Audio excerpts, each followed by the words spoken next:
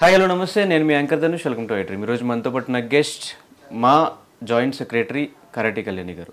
ఆవిడతో మాట్లాడి ఈ మధ్యకాలంలో జరుగుతున్న ఈ రేవ్ పార్టీ ఇష్యూ గురించి అండ్ టాలీవుడ్లో చాలా మంది పేర్లు వినిపిస్తున్నాయి, వీటిలన్నిటి గురించి ఆమెతో మాట్లాడి తెలిసిన ప్రయత్నం అయితే చేద్దాం. హాయ్ కళ్యాణి గారు, హలో ఎలా ఉన్నారు?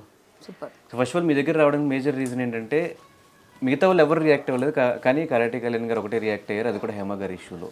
ఎందుకు? నేను హేమ గారు ఉన్నారని రియాక్ట్ అవ్వలేదు. ఫస్ట్ యాక్చువల్గా నాకు పార్టీలన్నా ఇలాంటివి జనాల్ని చెడగొట్టి యువతను చెడగొట్టి ఇట్లాంటివి కొంచెం సోషల్ కాజెస్ కోసం ఫైట్ చేస్తుంటా కదా, నాకు కొంచెం సమాజం పైన కొంచెం ఎక్కువ ఏంటంటే బాధ్యత నాకు కూడా ఉంది అని ఫీల్ అవుతుంటాను కొన్నిట్లో. కాబట్టి ఎవరు అనకపోయినా ముందెళ్ళి మాట్లాడేసి తిట్టేవాడు తిడుతూనే ఉంటాడు. తిట్టినా వాడేవాడు నాకేం పెట్టడు, వాడేవాడు నన్ను చూడడు, వాడేవాడు నాకు చేయడు. నేను నా పని నేను సిన్సియర్గా చేస్తున్నాను అంతే. ఇది నా పని. ఎవరికైనా సరే నేనే ఫస్ట్ రియాక్ట్ అవుతుంది. మీరు చూడండి కావాలండి, ఈ ఒక్క ఇష్యూ కాదు కదా. కానీ యాక్చువల్లీ ఈ విషయంలో బాధ్యత కంటే ఏదైనా టిట్ ఫర్ టాట్ ఒకప్పుడు నన్ను అన్నారు కదా, ఈసారి ఇప్పుడు ఏంటి దొరికారు అట్లా ఏమన్నా అనిపించింది? అలా కాదు, టిట్ ఫర్ టాట్ నన్ను ఒక్కళ్ళ అంటే అనుకోవచ్చు, ప్రపంచాన్ని అందరినీ అంటుంది ఆవిడ. పోనీ ఎవరిని అనలేదో చెప్పండి.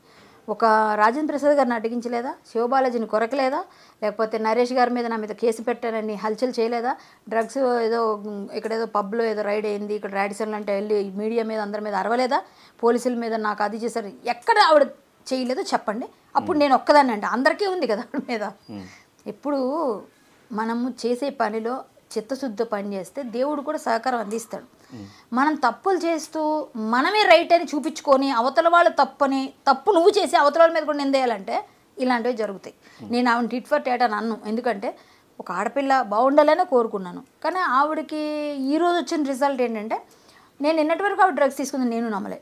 బాగుండేదో తాగుతుందేమో లేక జస్ట్ అందరూ జనరల్గా ఇప్పుడు సోషల్గా డ్రింక్ చేస్తారు కదా, అట్లా ఏదైనా ఉండొచ్చు అనుకుంటున్నాను. అంటే మీరు దేనికి రియాక్ట్ అయ్యి డ్రగ్స్ తీసుకున్నారేమో అనా, లేదంటే అసలు ఆ రేవ్ పార్టీకి వెళ్ళారని రియాక్ట్. నేను రేవ్ పార్టీ నేను ఆవిడని కాదండి, నేను పార్టీలు పబ్బులు ఎప్పుడు పబ్బుల మీద ధ్వజెత్తుతాను చాలాసార్లు. మీరు అన్నీ అబ్జర్వ్ చేయండి. పార్టీలు ఇలాంటి సోషల్ గ్యాదరింగ్స్ అంటే చేయొచ్చు. ఎలా, ఎంతవరకు? పిల్లలు చెడిపోయే వరకు. మనల్ని చూసి ఎవరైనా సినిమా వాళ్ళు అనగానే ప్రభావం ఉంటుంది, వీళ్ళందరూ ఆ పార్టీ ఈ డ్రెస్ అట్లా మనం అన్నీ కూడా కొంచెం చూసుకోవాలి కదా. ఇది చేయకుండా ఇష్టం వచ్చినట్టుగా వీళ్ళు ఏదేదో పెట్టేస్తే ఆటోమేటిక్గా ప్రాబ్లమ్స్ వస్తాయి కదా.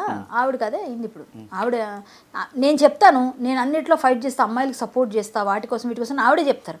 మరి ఇప్పుడు ఈవిడ చేసింది ఏంటి అని నన్ను అడిగాను. నేను నువ్వు చేసింది ఏంటి, నా వెనకాల ఉన్న మచ్చ నేను చూసుకోను కదా మాట్లాడాలి, అది నువ్వు చేయలేదని ఒక వీడియో పెట్టాను. సింపుల్. నేను ఆవిడ టిట్ ఫర్ టాట్ ఎప్పుడు నన్ను అనడానికి ఒకటి చెప్తానండి, నేనేదో కార్డ్స్ ఆడాను చిన్నది. కార్డ్స్ అంటే 1-0 ఉంటే 1 నెంబర్ వేసుకోండి పోనీ, అది కూడా తప్పే.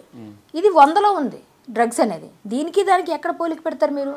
నేను కార్డ్స్ మా ఇంట్లో అందరితో ఆడుకుంటాం. మనం ఏదైనా సరే ఒకటి చేస్తున్నప్పుడు మనం సవ్యంగా ఉండి చెప్పాలి. నేను ఆడాను, అది ఎప్పుడైతే నాకు జరిగిందో తర్వాత నేను ఎప్పుడు వెళ్ళలేదు. వెళ్ళినా అది కమెంట్స్ కూడా ఒకప్పుడు కార్డ్ సైడ్ దొరికిపోయిన కళ్యాణి గారు ఇప్పుడు ఈ టాపిక్ గురించి ఎట్లా మాట్లాడతారు? వస్తున్న ఏమండి, కార్డ్స్ ఆడితే ఇంట్లో ఆవిడ ఆడుతుంది. ఇదే హేమ బెంగళూరులో క్లబ్స్కి వెళ్ళి ఆడింది ఆమె. నేను కూడా క్లబ్స్కి వెళ్ళి ఆడేది. బెంగళూరులో ప్యాక్ ఆట ఆడడం అనేది మా ఇంట్లో మేము అందరం కలిసి ఆడుకుంటామండి. మాకు చిన్నప్పటి నుంచి మా ఊర్లో ఒక పండగ వస్తే అదే మాకు ఎంటర్టైన్మెంట్.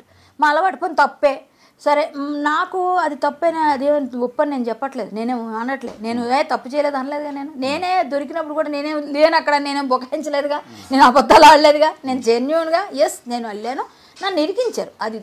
అది తప్పు నాదున్నా లేకపోయినా అక్కడ ఉన్నాను ఆ ప్లేస్లో, కాబట్టి నేను తప్పు చేయలేదని నమ్మరు. నేను ఆడాను అని అన్నారు. నేను ఆడినా ఆడకపోయినా నన్ను ప్యాకాట ఆడావు, ప్యాకాట ఆడడమే ఎంత తప్పు అన్నప్పుడు మరి డ్రగ్స్ అయితే ఇంకెంత తప్పు జనరల్గా. సో నేను ప్యాకాట ఆడానని క్లబ్స్కి వెళ్ళానని ఎంతైనా మా పిల్లే అని ఆవిడే మాట్లాడింది. ఇప్పుడు కూడా మా అక్కే మా పిల్లే, కానీ అక్కడికి వెళ్ళడం వల్ల ఆవిడ డ్రగ్స్ తీసుకుంటుందని నేను అనుకోను. కానీ ఇప్పుడు ఆవిడ డ్రగ్స్ తీసుకుందని కన్ఫర్మేషన్ వచ్చింది. సో ఆవిడ శిక్షార్హురాలు అంతే, సింపుల్. నేను టిట్ ఫర్ టాట్ అనక్కర్లేదండి, పోనీ అనుకున్నా పర్లేదండి, నాకేమీ లేదు. ఎందుకంటే నేను టిట్ ఫర్ టాట్ చేయాల్సినంత అవసరం ఆవిడతో నాకేం అంత ఇంటిమేసి. అంటే మీ ఇద్దరు ఫైట్ ఇప్పుడు కాదు, మా ఎలక్షన్స్ దగ్గర అదేనండి, అప్పుడే ఫైట్ ఉంటుంది, తర్వాత మళ్ళీ ఉండదు. ఎప్పుడైనా ఎలక్షన్స్ టైంలో ఫైట్ ఉంటుంది, తర్వాత ఆవిడ ఎప్పుడు కనిపించిన హలో అంటే హలో, హాయ్ అంటే హాయ్, అంతే. అంటే ఎలక్షన్స్ వరకు ఫైట్ ఉంటే పర్లేదు, మీ ఇద్దరికి పర్సనల్ గా డ్రెస్సుల దగ్గర నుంచి క్యారెక్టర్స్ దగ్గర నుంచి మీ మీద పోలీస్ స్టేషన్ లో కేసు పెట్టే వరకు అప్పుడే కదా, ఎలక్షన్ టైంలోనే. మరి తర్వాత ఎక్కడ పెట్టింది ఆమె? అసలు పోలీసులు తీసుకోలేదుగా, ఆవిడ ఇచ్చిన కేసే తీసుకోలేదు. ఎందుకు తీసుకోలేదు? కేసులో దమ్ము లేదు కాబట్టి. పోలీసులు కేసు తీసుకుంటే నన్ను పిలాలి కదా. మాదాపూర్లో ఎందుకు పిల్లలేదంటారు మరి నన్ను? ఇప్పటిదాకా పిలవకుండా ఎన్ని సంవత్సరాలు అయింది? 5 years. ఇంతవరకు పిలవరా చెప్పండి? కేసు తీసుకోలేదు ఫస్ట్ ఆఫ్ ఆల్. ఈవిడ వెళ్ళి 4 కెమెరాల ముందు హడావుడి చేసింది అంతే. అప్పుడు ఈవిడ పని అదేనండి, ఎప్పుడు అటెన్షన్ సీకింగ్, దానికోసం ఏదో చేస్తూ ఉంటుంది. అలా చేసింది. అలాంటి వాటిలో నేను కొంచెం నువ్వు నాకు చెప్పేది ఏంటన్నట్టు ఇప్పుడు నేను ఉంటా. నీ పని నువ్వు చూసుకో, నా పని నేను చేసుకోగలను అనే టైప్ ఉంటాను నేను. ఏదైనా ఎవరైనా నేను కరెక్ట్గా ఉంటేనే మాట్లాడతాను, లేకపోతే నేను మాట్లాడను.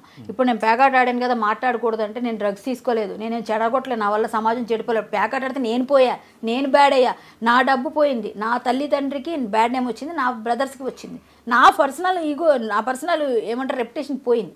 అంతేగాని సమాజాన్ని చెడగొట్టట్లే. ఈ డ్రగ్స్ వల్ల సమాజం చెడిపోతుంది, అది కదా ఇప్పుడు చెప్తుంది. సమాజం చెడిపోతుంది. నేను ప్యాకెట్ ఆడితే నా ఇంట్లోనే ఆడుకున్నా, లేకపోతే ఒక ఫ్రెండ్స్తో ఆడుకుంటే అది నాకే బ్యాడ్ అయింది. ఈ సమాజంలో 10 మంది 150 మందిలో వెళ్ళి నేనేం డ్రగ్స్ తీసుకోలేదు, 150 మందిలో నేనేం సమాజాన్ని చెడగొట్టే అసాంఘిక కార్యకలాపాలు చేయలేదు. అందులో ఇది కూడా ఉండొచ్చేమో, బట్ ఇది ఎక్కడో ఉంటుంది, అది ఎక్కడో ఉంది. సో నేను చెయ్యలేదు అని ఏ రోజు బుకాయించలేదా? నేను ప్యాకెట్ ఆడితే అది పెద్ద నేరం అయిపోయింది అంతే లేదా? ఓకే, అది నా పర్సనల్, అది నా పర్సనల్. నువ్వే నాకు డబ్బులు ఇవ్వవు కదా. నువ్వు ఎవరైతే మాట్లాడుతున్నావు, ఎదవలు ఎవరైతే మాట్లాడుతున్నారో వాళ్ళందరూ నాకేం డబ్బు ఇచ్చారు? ఎవడన్నా ఇవ్వలేదుగా, నేనేం తీసుకోలేదుగా, ఎవరిని బెగ్ చేయలేదుగా. నా పర్సనల్గా నేను ఆడుకున్నాను, అదొక చిన్న ఎంటర్టైన్మెంట్. నాకు తాగడం అలవాట్లేదు, తిరగడం అలవాట్లేదు, సోషల్ గ్యాదరింగ్స్ లేవు, ఒకే ఒక్క అలవాటు ప్యాకాడేదాన్ని. అది కూడా మానుకున్నా, అది నాకు మంచి జరిగింది. నేను వెళ్ళి ఆ రోజు అలా అవ్వడం వల్ల ఈ రోజు దాకా నేను ఎక్కడైనా కనిపించాను, మీరు చూపించమనండి, నేను ఎక్కడ ఆడలేదు. నేను మట్టుకోలేదు, నాకు అవసరం లేదు. నేను ఒక్కసారి డిసైడ్ అయిపోయి అది ఉండడం అంటే కదా అంటున్నారు, అదే లేకపోతే నన్ను ఎవరంటారు? మానేసాను. ఇప్పుడు ఆవిడ ప్యాకాట్ ఆడిన వీడు చెప్పడు, ప్యాకాట్కి డ్రగ్స్కి ఒకటేనా అండి? ఇప్పుడు నాళ్ళనే అడగండి. నేను ఎప్పుడో ఆడుకున్నా, 2015లో అయిపోయింది అది.